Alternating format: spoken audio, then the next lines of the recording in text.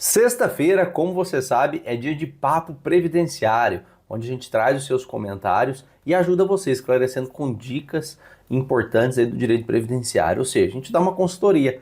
Então, se você quer participar, curta aqui o vídeo, deixe aqui nos comentários a sua dúvida que a gente vai te ajudar. Perfeito? Primeira dúvida que a gente tem aqui é da Deli659. Ela pergunta o seguinte: boa noite, doutor Augusto. Muito boa noite. Quero agradecer por todas as dicas, graças às suas informações eu consegui a aposentadoria da pessoa com deficiência. Olha que legal, já aposentado por deficiência e também já baixei o certificado no aplicativo do INSS. Tudo isso graças às suas maravilhosas dicas. Olha que legal, pessoal, tá vendo como é importante acompanhar? Nesse caso aqui a dela já conseguiu a aposentadoria, já conseguiu o certificado. Doutor, eu não estou trabalhando porque o meu CID é de doença ocupacional, ok? E não consigo emprego nem mesmo em vagas PCD. Esse certificado pode me ajudar em alguma coisa? Deli, o certificado de deficiência, esse que foi emitido pelo INSS, ele serve apenas para fins previdenciários.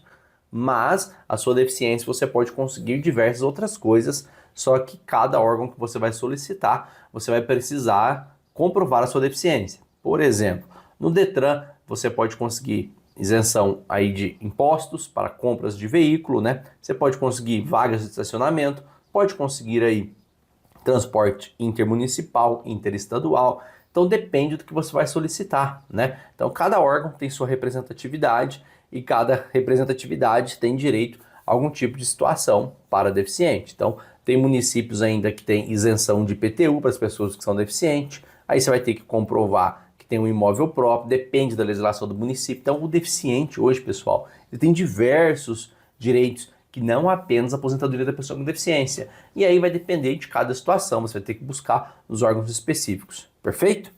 Outra pergunta que a gente tem aqui é do Adriano de Melo Nascimento. Ele pergunta o seguinte: o aposentado por invalidez, eu posso ter veículo no meu nome? Adriano, aqui é muito comum essa dúvida sua, né? Então a pessoa, pessoal, que é aposentada por invalidez, ela está incapacitada de trabalhar, não está incapacitada de dirigir.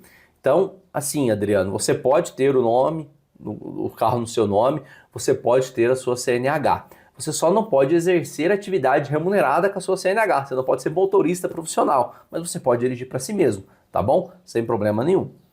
Outra pergunta que eu tenho aqui é do Marcon. O Marcon pergunta o seguinte: boa noite, doutor. Boa noite. Tenho 40 anos e tenho uma deficiência visual. Sou monocular de nascença. Será que tenho direito a algum benefício? Marcon, aí depende, né?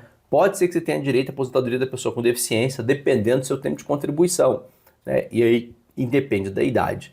E pode ser que você tenha direito também ao benefício assistencial. Então nós temos benefícios previdenciários, que aí enquadra a aposentadoria da pessoa com deficiência, depende do tempo de contribuição que você tem, tá?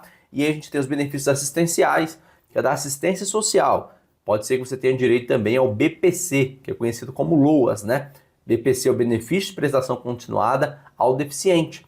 Então, você tem que provar alguns requisitos: renda mínima per capita, provar a sua deficiência e tudo mais. Então, busque informação ao CRAS, que é o órgão aí mais próximo de você, faça o seu leite único aí, eles vão verificar se você se enquadra nessa situação. E se for o caso, você pode conseguir aí o BPC ou deficiente, tá? Busque a ajuda de um advogado para ele planejar para você direitinho, para verificar se você se enquadra na aposentadoria. Então, pode ser que você tenha as duas situações, vai depender de cumprir os requisitos em cada uma delas. Perfeito? Outra pergunta que eu tenho aqui é do Antônio Fernandes. Olha lá, o Antônio pergunta o seguinte: olá, doutor Braghini, tudo bem? Tudo bem, Antônio. Desejo que esteja bem, para você também. Gostaria de uma orientação. Há mais de 4 anos eu recebi o auxílio-doença do INSS, ok? No entanto, na última perícia, em julho de 2024, meu benefício foi negado. Já recorri pelo INSS e nada. Logo, então, paguei a guia GPS no valor de R$ 840, equivalente ao valor que eu vinha recebendo de benefício, que era 4.200.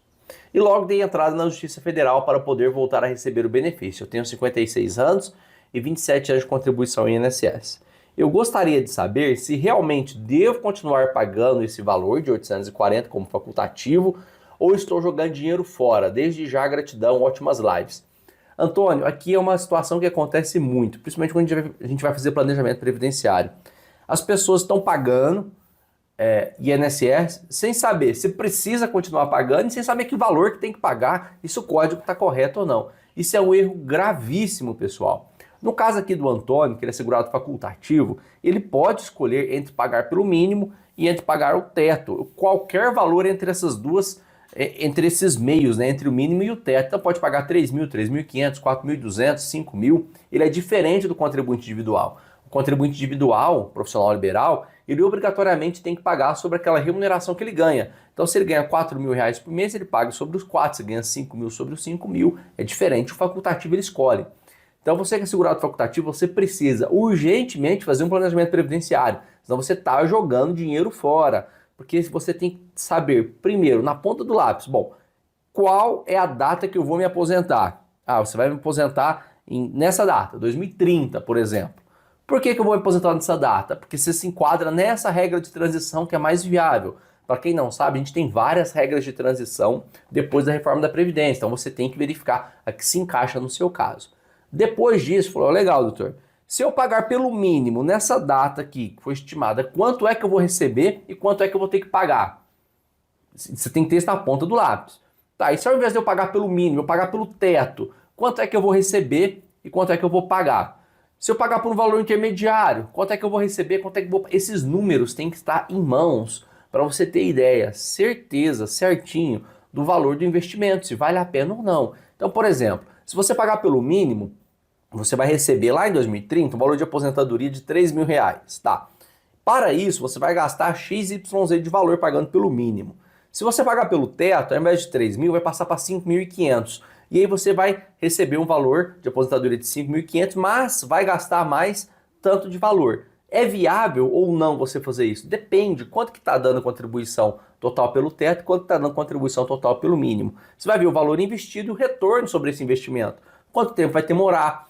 Qual que é o percentual de retorno sobre o ganho, né? Eu paguei 200 mil reais, só que estou tendo um aumento de 3.500 reais em aposentadoria, viável ou não?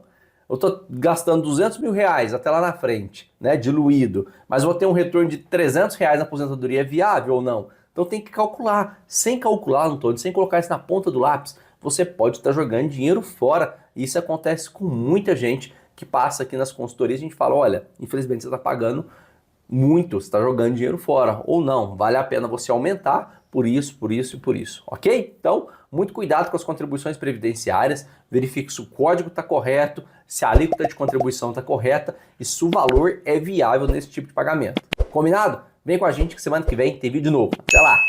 Tchau!